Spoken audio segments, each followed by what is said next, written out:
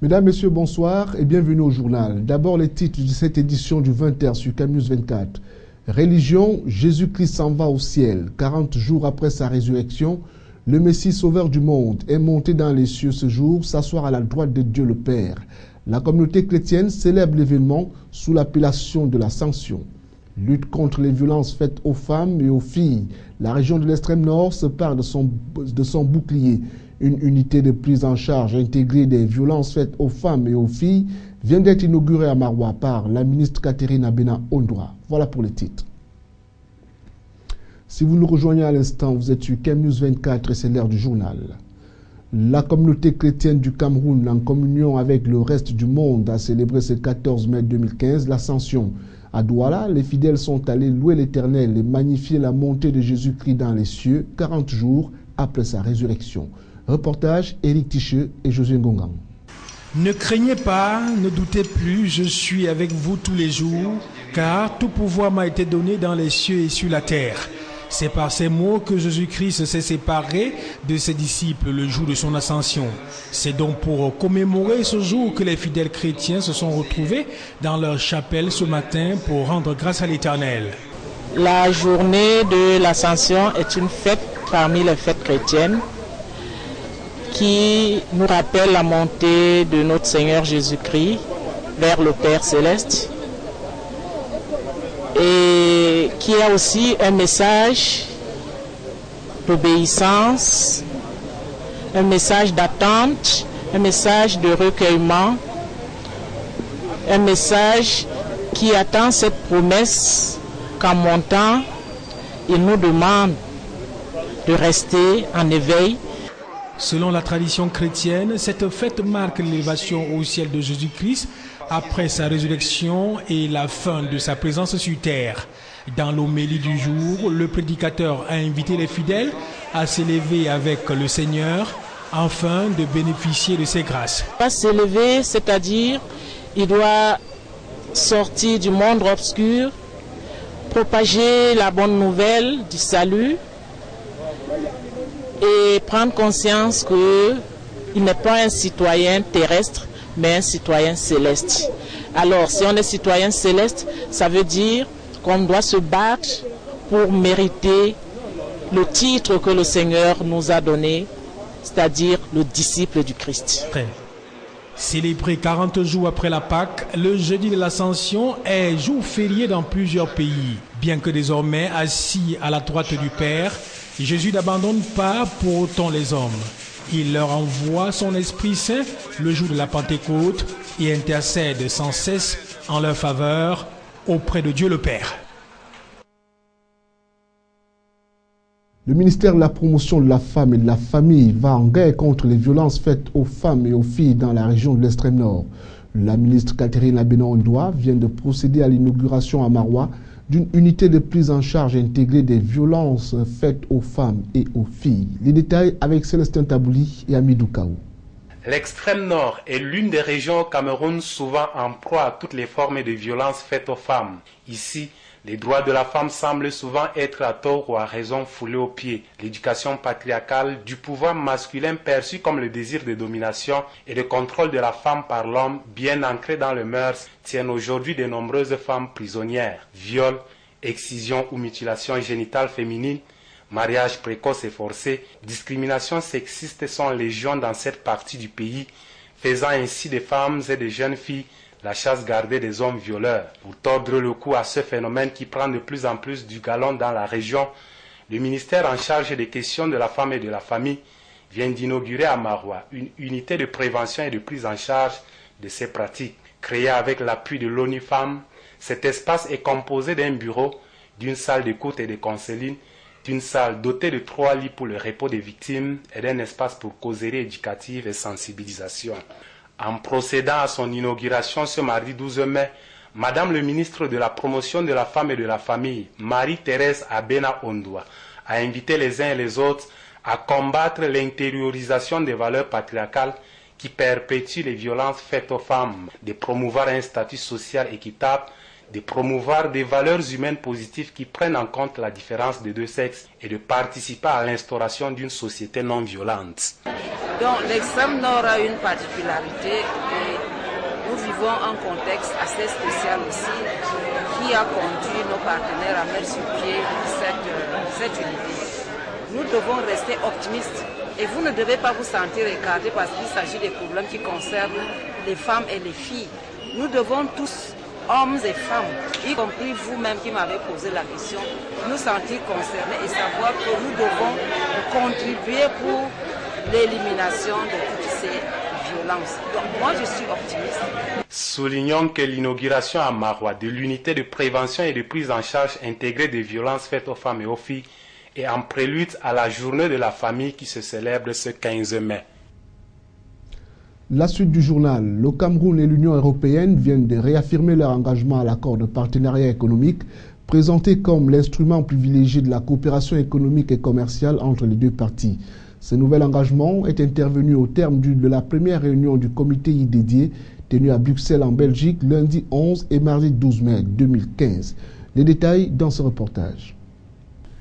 Les échanges de Bruxelles ont ainsi porté sur le calendrier de libéralisation des produits européens, l'impact fiscal de la libéralisation pour le Cameroun, les besoins d'appui concernant notamment la coopération au développement en vue d'assurer la mise en œuvre efficace de l'APE, mais aussi les règles d'origine au sujet desquelles la partie camerounaise a soumis un projet de protocole. Un groupe de contact a été mis sur pied dans le même temps avec pour objectif de faciliter les échanges sur les questions agricoles, pastorales et halieutiques. Un APE intérimaire est entré en application le 4 août 2014 entre le Cameroun et l'Union européenne après la notification de sa ratification par le président Paul Biya le 25 juillet de la même année. Il vise l'accès en franchise de droits de douane et sans contingent sur le marché européen des exportations du pays qui, dans d'autres sens, ouvrira progressivement à hauteur de 80% son marché aux produits européens sur une période transitoire étalée jusqu'en 2023. Le dit APE intérimaire comporte des dispositions relatives aux instruments de défense commerciale, au règlement des différends et à la coopération au développement. Cet accord intérimaire est également ouvert aux autres pays de la région que sont le Gabon, la Guinée équatoriale, la République centrafricaine, la République du Congo, la République démocratique du Congo, Sao Tomé et Principe et le Tchad. Le Cameroun est présenté comme le premier partenaire commercial de l'Union européenne avec 35% d'importations dont les principales sont les biens industriels, les véhicules, les produits chimiques et les médicaments. Ce pays en retour exporte pour 46% vers cet espace avec en bonne place les hydrocarbures, l'aluminium, le bois et les produits agricoles. Éducation. Plus de 350 000 candidats sont inscrits aux examens officiels supervisés par l'Office du baccalauréat du Cameroun, contre 334 790 en 2014. L'annonce a été récemment faite à Yaoundé par le directeur de l'Office du baccalauréat du Cameroun. Plus de détails avec Zobel Apollinaire Bonne.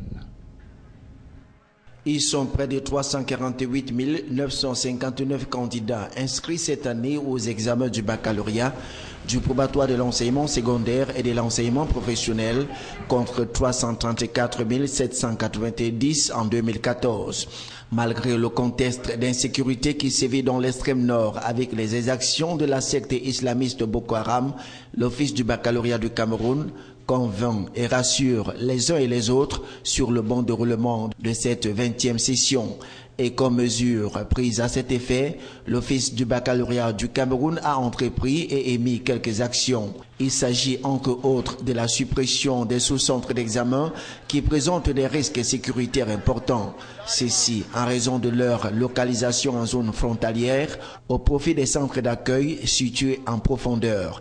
Il s'agit des centres des lycées de Fotokol et Kolofata dont les candidats ont été respectivement rattachés au sous-centre des lycées de Makari et de Mora. Dans la perspective d'améliorer les conditions de travail et de limiter les cas de fraude identifiés lors de la session précédente, quelques innovations ont été faites.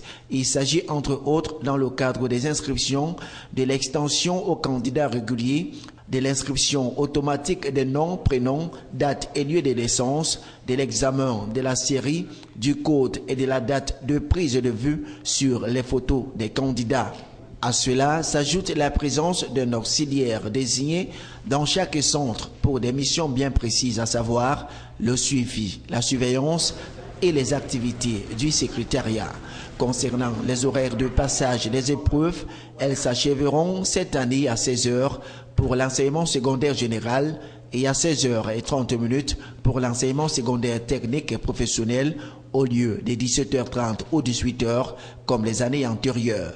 Rappelons que cette session va s'achever au mois de juillet 2015. Défense territoriale, le Sud voit son dispositif opérationnel enrichi d'une nouvelle unité. Le commandant de la 110e compagnie anti-char a pris fonction au cours d'une cérémonie de prise de commandement présidée par le commandant du 11e bataillon d'infanterie motorisée. C'était en présence du colonel Simon Ezo Vondor, commandant d'armes de la place. Lui de Gonzaga, Archange Banda et Bintou Akoum pour le récit.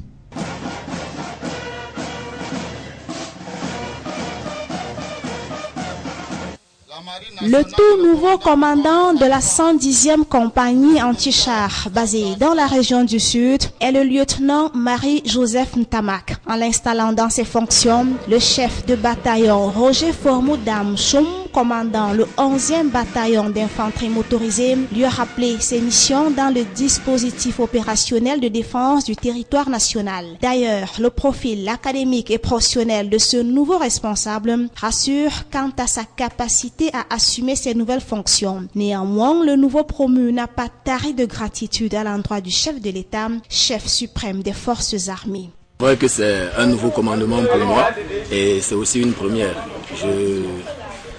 Je remercie aussi la hiérarchie d'avoir eu confiance en moi, me confier en cette haute responsabilité et je sais que j'ai les capacités pour y arriver à bout de ma mission. Il faut dire que cette prise de commandement qui intervient dans une mouvance de renouvellement des responsables à la tête des unités des forces de défense s'inscrit dans la logique des réformes introduites dans l'armée et le sillage de la guerre contre l'insécurité et le terrorisme auquel le Cameroun fait face. Restons dans le Sud et rendons-nous à présent dans les collectivités territoriales décentralisées pour relever que la commune de Mengon vient de valider son compte administratif de l'année budgétaire 2014. C'était au cours du conseil municipal présidé par le premier adjoint préfectoral de la Villa, Raymond Alfred Nkoumou, qui représentait la tutelle pour la circonstance. Lui de Gonzaga, Archange Banda et Michel Ateba. La commune de Mengon, qui est à la croisée des chemins de son développement, est consciente des défis qui l'interpellent. L'évaluation que les conseillers viennent de faire pour le budget de l'exercice passé fixé à 157 millions de francs CFA atteste de sa bonne exécution au regard des projets réalisés. Il s'agit d'une session consacrée exclusivement à l'adoption des comptes.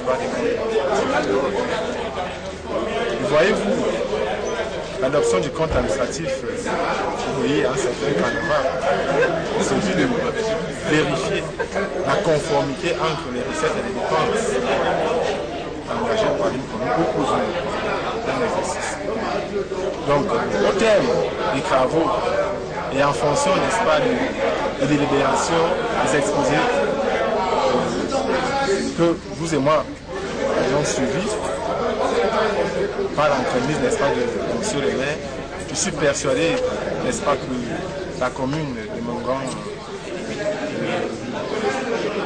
évolue, n'est-ce pas, en conformité, n'est-ce pas, avec la réglementation. Hors du cursus donné à sa gestion, le maire Gervais Ngolo Ito n'entend pas s'arrêter en si bon chemin. Mieux, il nourrit des ambitions légitimes pour ses populations, en l'occurrence la construction de l'hôtel de ville, du complexe commercial et d'une cité municipale pour les agents publics et les élèves. Ces recettes proviennent des petites boutiques qui sont tout autour de Mengon. Nous n'avons pas de forêt communale, nous n'avons pas d'industrie, nous n'avons pratiquement rien. On se bat vraiment. C'est une commune qui se bat, mais nous croyons que la volonté est étant, nous allons faire quelque chose de bon. Étant donné la faiblesse des revenus propres, la commune s'adossera sur le FECOM et le Programme national de développement participatif pour ces deux réalisations. Installation du chef de station IRAD de Batoké dans le sud-ouest. Le docteur Ngekim Jules Romain entre en fonction. Il remplace à ce poste le docteur Chiambeng Yumbi Georges appelé à faire valoir ses droits à la retraite. La cérémonie d'installation qui a eu lieu mardi dernier était présidée par le chef de centre régional en charge de la zone agroécologique, le docteur Echu Kingsley Agbor. Honoré Mbom et Zobel Apollinaire. L'administration de l'Institut de recherche agricole pour le développement n'entend ménager aucun effort quant à la lutte contre la pollution marine dans la région du Sud-Ouest. Pour ce faire, l'IRAD va compter sur la compétence de son personnel appelé à mener avec tact et diligence les études relatives à la lutte contre la pollution. C'est d'ailleurs l'une des principales missions assignées au docteur Ngegum Jules Romain, nouvellement installé au poste de chef des stations du Centre de recherche spécialisé des pêches de Batoké. Même si nous sommes plus en pause, de pouvoir encadrer les générations actuelles et futures. Et nous le faisons déjà sur tous les collègues qui sont passés par ici, comme la plupart quand ils ont un problème administratif, scientifique ou autre, de consulter. Nous le faisons aussi pour les structures comme l'Institut de sciences halieutiques à Douala, dont nous encadrons tous les étudiants qui sont en train de travailler à l'heure actuelle sur ces domaines-là. Et pour les chercheurs aussi, nous les encadrons. Et c'est ce que nous aimerions que le collègue qui arrive là maintenant, il puisse travailler avec ses collègues actuels. Et que s'il veut, nous qui sommes partis, on n'est pas très loin, nous pouvons commencer et continuer à lui donner des conseils. Il sera question pour le nouveau chef des stations de travailler en étroite collaboration avec les populations de Batoké pour une sensibilisation permanente allant dans le sens de la protection de l'environnement et des ressources halieutiques, lesquelles constituent le principal moyen de subsistance des communautés côtières. À retenir de ce journal, religion, Jésus-Christ s'en va au ciel. 40 jours après sa résurrection, le Messie sauveur du monde est monté dans les cieux ce jour et s'asseoir à la droite de Dieu le Père. La communauté chrétienne célèbre l'événement sous l'appellation de l'Ascension. Lutte contre les violences faites aux femmes et aux filles, la région de l'extrême nord se pare de son bouclier. Une unité de prise en charge intégrée des violences faites aux femmes et aux filles vient d'être inaugurée à Maroua par la ministre Catherine Abena Ondoa. Fin du journal et bonne fête de l'Ascension à tous.